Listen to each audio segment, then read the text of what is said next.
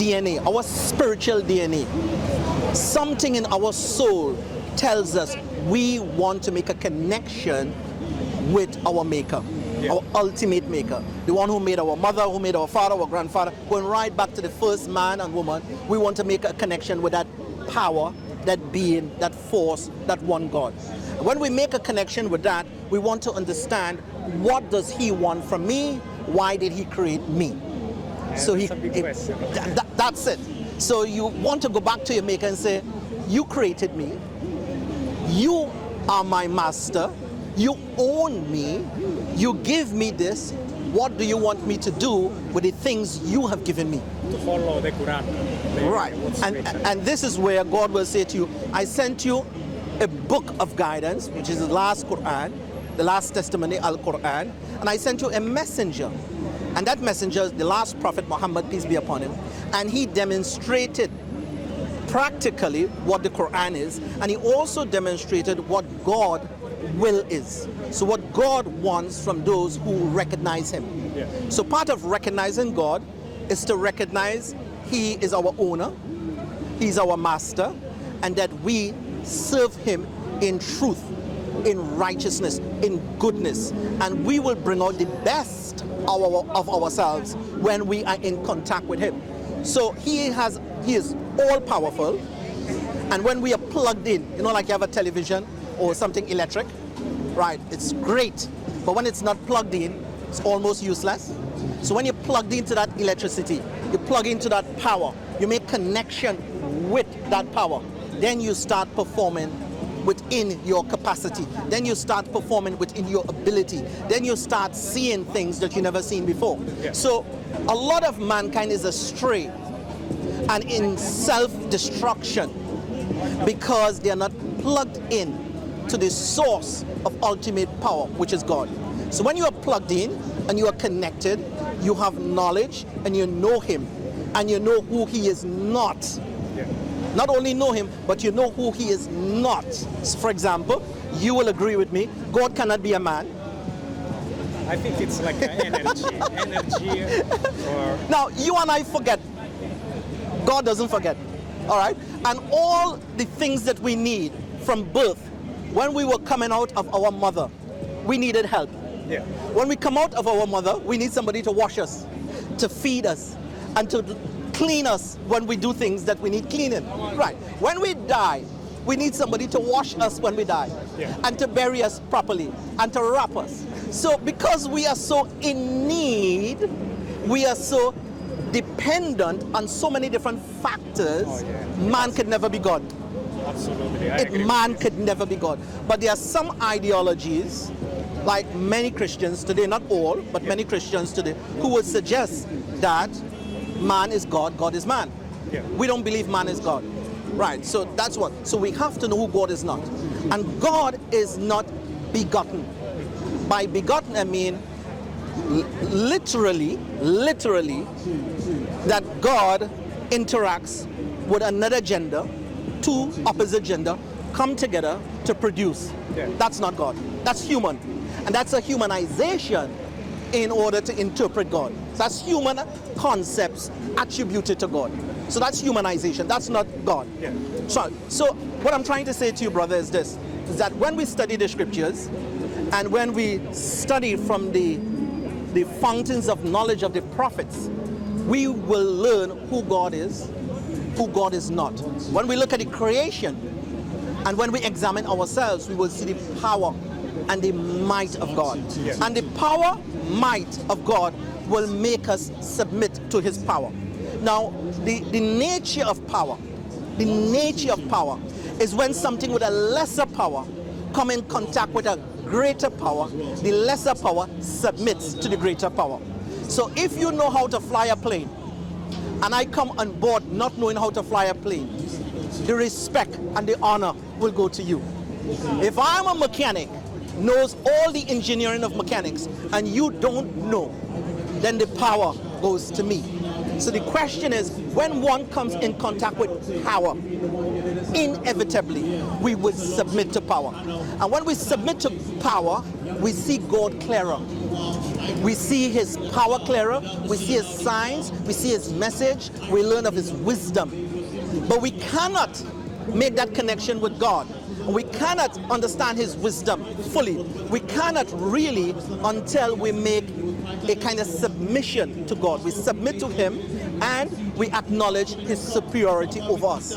So anybody who reduces God to a man level, or humanization, the way we imagine humans, or the way a father looks at a son in a human context, or begotten, two people from two opposite sex come together to have a child. The minute we start humanizing God, or reducing God to a man, or reducing God to the creation, we have lost the true identity who is God. We be deceived. So when we study the scriptures, if you're studying the Quran, you will know who God is and who God is not.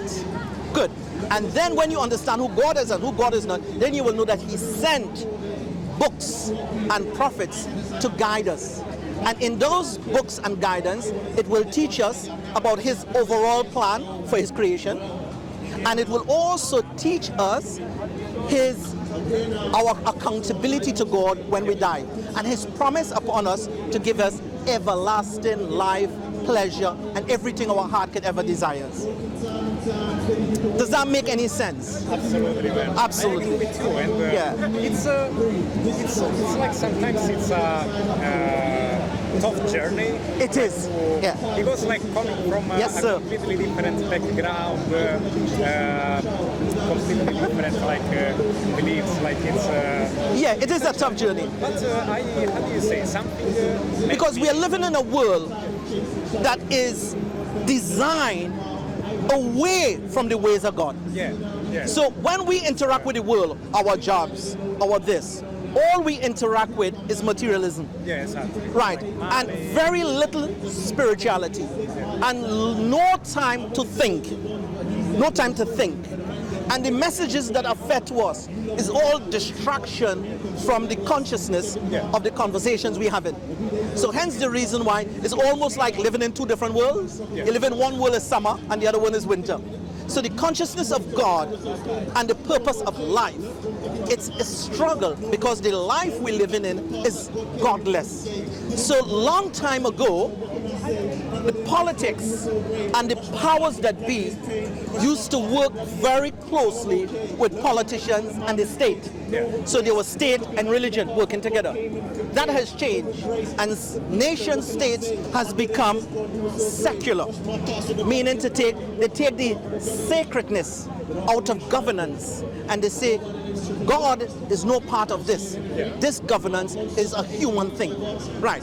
So when governance, God is taken out of governance, the sanctity of life is taken out of governance, we live in a state or in a condition or with leadership that are godless. So if we live in under godless leadership, our life to become God conscious becomes a struggle. And then we have satanic distractions, we have satanic temptations. We serve the human pleasures, and we live in a time whereby freedom, radical freedom is promoted.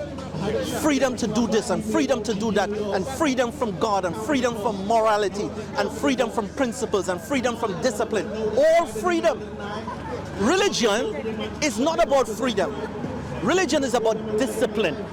And anytime you take discipline away from a human being, you take away his spirituality from him. Now, you are a very intelligent man. If I were to say to you, human beings don't need discipline, you would laugh at me. We need discipline. Whether we have material or worldly achievements, human beings need discipline. They need morals. And without discipline and morals, which historically has its origin coming from religion, a lot of the morality and all these things come from religion. When that is taken out of life, that is where you find the destruction of life. Now, life is falling apart today. Even though we're in Stratford and there's a huge amount of people looking good, life is falling apart. How is life falling apart? Family life has been destroyed. Family life has been destroyed And family life as it was 50 years ago is not the same of what it is today. Society is Exactly. So the acid test to see how cohesive, how great a society is done is by looking at the state of its family life. Number one, family life is getting smaller. 2 people, 3 people, 4 people. Number 2, the unity that family life had long time ago, that unity is gone. Love, passion, emotional help and care, that is on a decline. Why? If 2 people start fighting there now, most people will whip out their phone. Now, long time ago when I was a young boy, 2 people start fighting, everybody get involved. And they start restraining each other. Everyone get involved. Now, I'm not saying no one will get involved, but I'm saying because of the desensitization of human compassion and the liberalism, people's behavior is changing.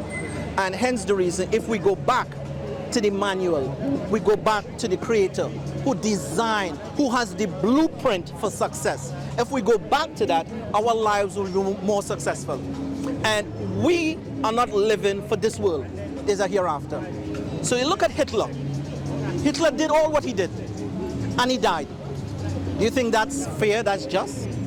Meaning to say, there's an accountability where Hitler has to pay for his sins. And every tyrant who live in glory, who live in vanity, and under his tyranny, there's poverty, there's hardship, there's orphans, there's widows, and society is falling apart when kings are living fat and lovely.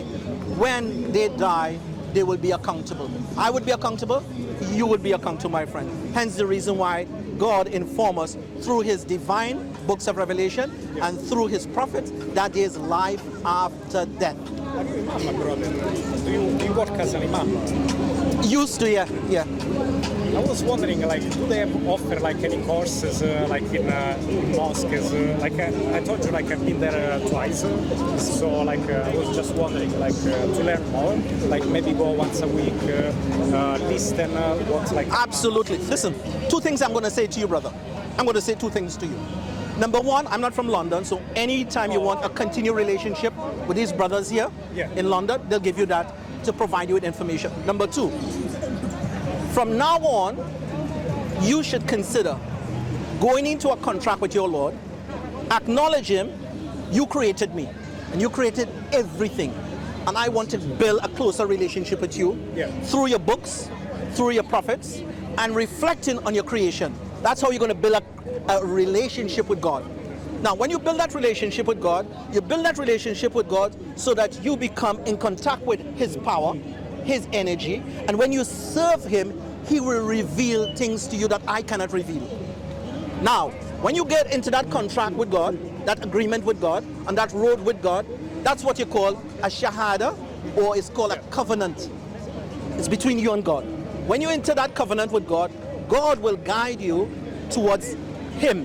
He will give you light. He will give you bayinat, clarity about him. And when you start serving him, you will be exactly where you want to be. So my advice to you, consider that more knowledge you get about God, you walk closer to him. And the more you walk closer to him, you will see him clearly. You will see his instructions clearly. You will see the truth brighter. Because we don't see the truth because from where we stand. If you stand far away from something, can you see it?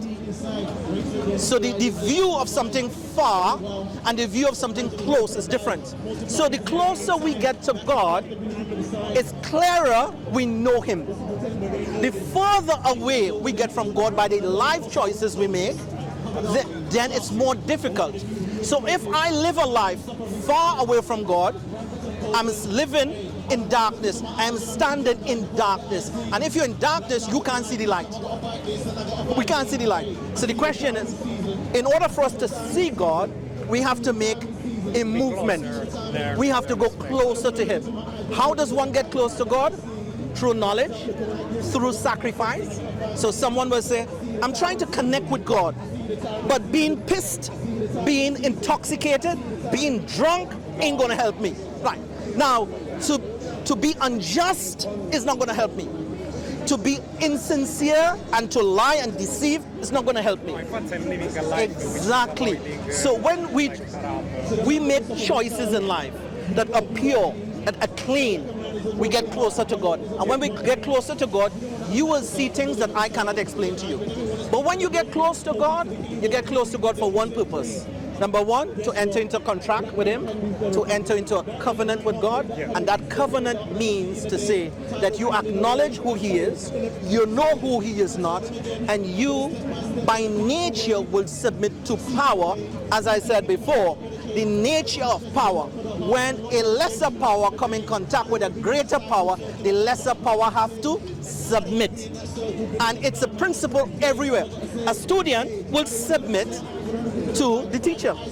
It's an act of submission. I listen to you, I'm learning from you, I'm asking questions. So that's the nature of power. So when we come in contact with God, we are lesser power, we come in contact with a greater power, we have no other choice but to submit. Now the barriers of submitting is barriers. It's because sometimes we are enslaved to the pleasures. And if a person is enslaved to intoxication or he enslaved to a lifestyle, he will understand, if I go to God, very likely God is going to ask me to give this up. And because I don't want to give these worldly pleasures up, exactly. So a lot of people who argue against God, they're not arguing against God.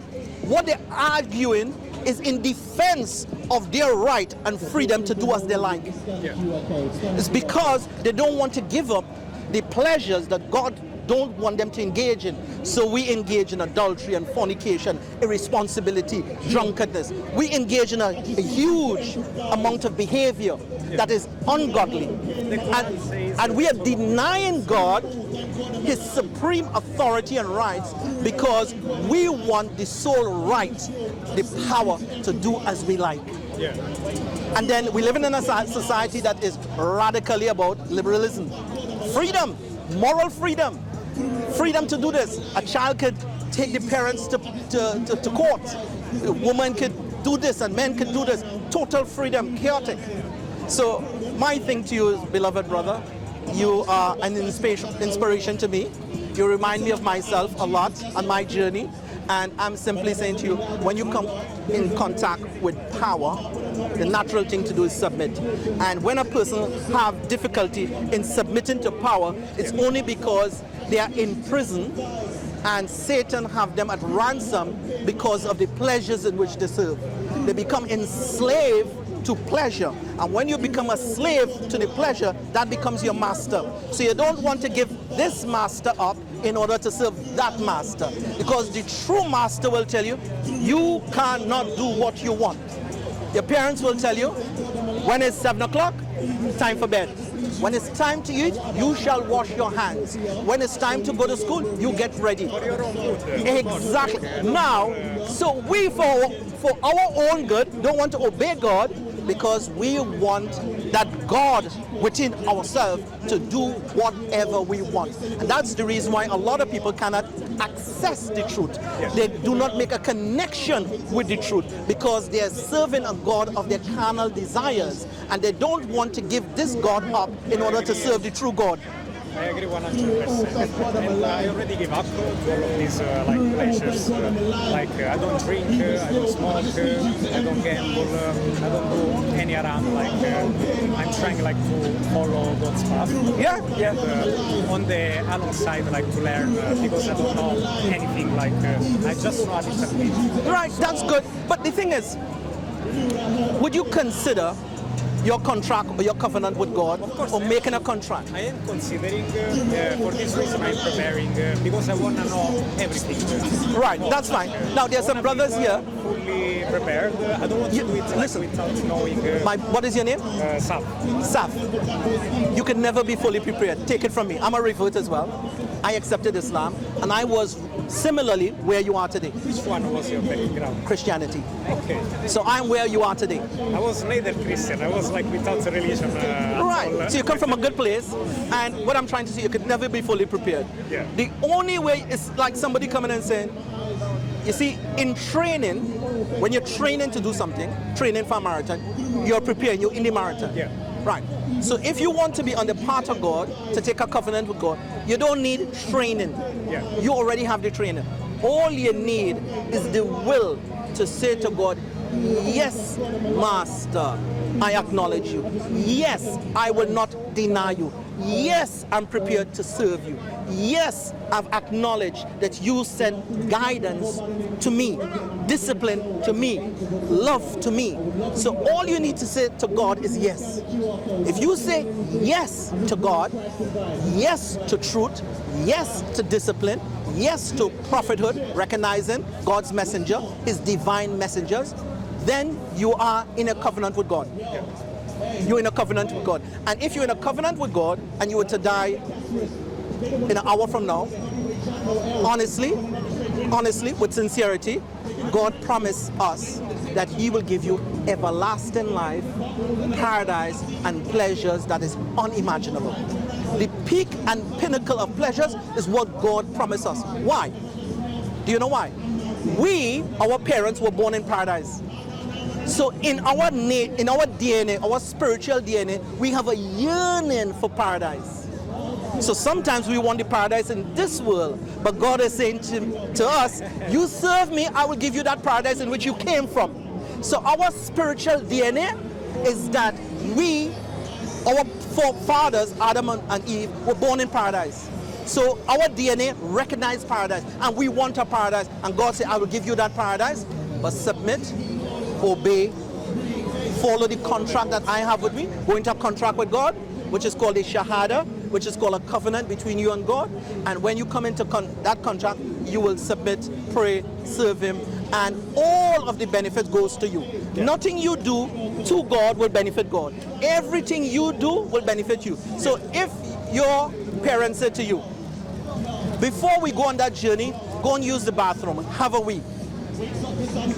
That's to your benefit. Because on the road, you may not have a place to stop to have a wee. So every time we obey our parents, it benefits us. Right? Why? Because they know better. God knows better than our parents, and he's all-knowing. He has all the information, and he knows what is best for us. So when he gives us instructions and commands, it is only to benefit us. So this is what I'm saying. We're here now. We have a lovely conversation. And if you say yes to one God, you say yes to the power of God, you say yes to he's sending prophets and messengers and books, and you want to serve that God and connect with that power, make a connection with that power, and you want to walk away from darkness, and you want to walk away from sins, and you want to walk away from corruption and everything that is destroying the human being, then by principle, you're ready to say the Shahada. You're ready for your covenant. It has been very inspiring. I really enjoyed our conversation because, it's, of course, because I begin, I do have like a lot of questions, a lot of things that I would like to know. Slowly, I feel a step ahead. Yeah, but the thing is, don't hold back, because you're not obliged. If you were to accept your covenant with God, you have no obligation with me. You have no. Your only obligation is that I promise between me and God. That's between you and God. So don't feel, oh, I'm kind of scared, or no. It's between you and God. And if you submit, your heart submit, and you're truthful, you have already accepted covenant with God. That's what you need to do. So my question to you is, before you die, before sickness come on you, let me explain something to you. I could be talking to you now. 2 days from now, I end up with a terminal illness. That's a reality. I could be talking to you now, and somebody come and say, hey, remember you were talking to that dude? Boom, he died. Happens in life. It just happens. So you can die anytime. So when you understand you can die anytime, sickness could pop up, then don't be reluctant to take a contract with God. Don't be reluctant to say, wait, God, not yes, not, I don't know. Don't be, come like if you go to the shop and you get a bargain. A television is selling for £1,000, and they say today is 90% off. Would you be reluctant? 90% off. Would you be reluctant? So God is offering you. When I woke up this morning, I had no intentions of meeting you. You had no intentions of meeting me. God brought us together. and we share from each other. We benefit from each other. And today, you have the opportunity to take your covenant with God, to acknowledge Him as one God with all that power, and you want to make a connection with Him, and that He, when you connect with Him, He will give you everything that your heart desires. So my thing is, don't hesitate. Don't be reluctant. Don't put it off. You're getting a bargain. Never postpone. Don't postpone. Never postpone what you can do today, right? Yeah, exactly. You know, so if your faith is very strong, you know, faith is a thing is rise and fall. So sometimes you're energetic and you're on it. Other times you're on a downside. So when the sun is bright, make use of it. Yeah. And if you're ready. My brother, it was very nice. Yes, it's a pleasure. Thank you so much. What's your name? My name is Abdullah. Abdullah. Yeah. Do you do you teach in other places in the UK? You said I do. Yeah, I do some. We'll talk about it off the camera. But you're happy? I'll give you my number. No, you are not on the camera. I am on. Yeah, I didn't want to. Yeah, no, they won't put you on camera. They'll put me on the camera. So if you want to contact, yes. And this is my first time here. Absolutely. Yeah, this is my first time here. If I have any questions, because I really, as I told you before, before I do it, I want to know the big picture. I want to know everything. Yeah, but you will only know that when you're inside. When you're outside on the door of the covenant of God, you're outside the door. You're outside the city. You're outside His covenant. You wouldn't know everything going on inside. When you're outside, you have limited amount of information. When you're inside, when I say inside, I mean to say, you say to God, I bear witness that you is one God. And you're the ultimate power. And you hold all the knowledge. And you're all wise. You're all knowing. You are this great, magnificent power. And I want to know you. And I want to love you. And I want to serve you. Teach me more about you. When you enter into that covenant with God, you're inside. When you're inside, more will be revealed to you. But if you're on the outside, you will know a lot of what's going on inside. So you cannot understand the fullness of your covenant with God. The great feelings. For example, I became a Muslim, and I have some experiences in practicing different levels of spirituality. I cannot explain that to you. It's feeling, signs of purity, praying, ablution, doing the ghusl, meditation, going to the masjid, doing certain things that I experience internally. And I cannot really convey that to you in words.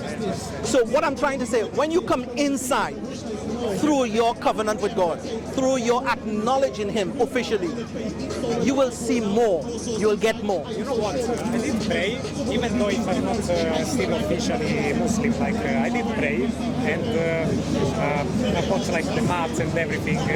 I tried like at home, you know, it was evening before bedtime. I got like the app that says like each right, bedtime. Great. And I must say it felt amazing. It felt like something that energy. Right, that's it. That the gentleman said he's prayed, right? Not officially as a Muslim, but he has prayed. And the feeling and the energy he gets, he cannot explain it. And we were talking about entering into a covenant with God and taking that shahada and being testimony. And I said to him, you cannot get a whole lot of knowledge outside of the door. When you're in the house, you get more and you see more. When you're outside, you have limited access. So when you acknowledge God and you say yes to God, yes to one God, and you say, yes, God, you have all that knowledge, all that wisdom, and you're responsible for me and everything around me. You have control over the whole plan and the blueprint of success. You acknowledge Him as one God. You acknowledge that He sent books to guide humanity and prophets to guide humanity. You acknowledge that, then you are saying yes. When you say yes, you are inside. Now, when you're inside of the house, you have to take your shoes off. You're on holy grounds. And when you take your shoes off and you start exercising rituals of purification, you will start getting closer and closer. And the closer you are to that object, the more you will see. Does that make sense? If it doesn't make sense, correct me, please. Absolutely. That's why I'm saying to you, take that covenant with God. Acknowledge Him. Acknowledge the authority that he sent to us, meaning the prophets and the books of Revelation. Acknowledge those. And when you acknowledge those two, you enter into a covenant, an agreement between you and him. And in that covenant, you serve him and he will give you paradise. Someone will ask, what paradise? Spiritual DNA. You know, we have a physical DNA. We have a spiritual DNA. Our forefathers were born in paradise. And every human being yearns and craves for a paradise. And that paradise that your soul is craving for, that's the paradise that God promised you. The problem is we want the paradise here on earth through sin and oppression rather than sacrifice and obedience. Right. The thing is, all what you're I have to doing put this in is, to hear the voice. Okay. Yes. All what You're not on camera. Yeah. All what you're saying is correct. But Huh? counting nothing because you haven't taken your shahada, it's going to work against you because God is going to say the message came to you, but you did not accept. If you accept the message, Just they can hear, that's all. if you accept the message, you go straight to Jannah, meaning all your previous sins are forgiven. Some of your sins will turn into reward. Yeah. No, it's just on me. Yeah. So, your knowledge comes when you take the Shahada, not before. So all you're doing when you take the Shahada, you're actually using your tongue to confirm what you believe. This you don't have to tell anybody, because now you're on your journey to acquire the knowledge. So yes, you're praying, but it's invalid. It's not valid, so it's a waste of time. Until you take the Shahada, when you take the Shahada and you're purified, the covenant, then you're into the fold of Islam. Now, slowly, you acquire knowledge. The first knowledge is how to pray. When you make the prayer, your prayer is more beneficial than ours because yours start from a clean slate. That's all I've got to say. So my advice, 4 years I was in the same position, hesitant about taking my shahada. When I took it was the best thing I did, but that's my own, But if you believe in God, you believe in the angels, you believe in the books, the messengers, you believe in Muhammad sallallahu alaihi wasallam, all you're saying, I believe, it's the Arabic word, shahada. That's it, you keep it to yourself, and then you start to acquire knowledge.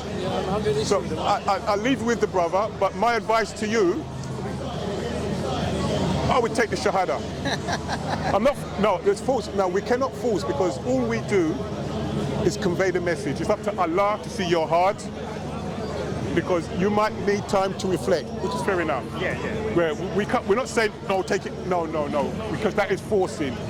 If you feel ready and something inside, even if you say, okay, I want to take it, but I want to do it off camera because it's a personal thing, that's okay. Oh yeah, I don't like camera. No, well, I'll leave you with the brother, Abdul.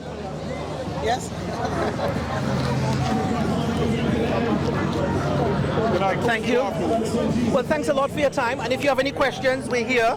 And if you want a contact number for me, you can have a contact. I have a card or I don't have a card. I just sure I can take it. So I have to come off camera. Sorry.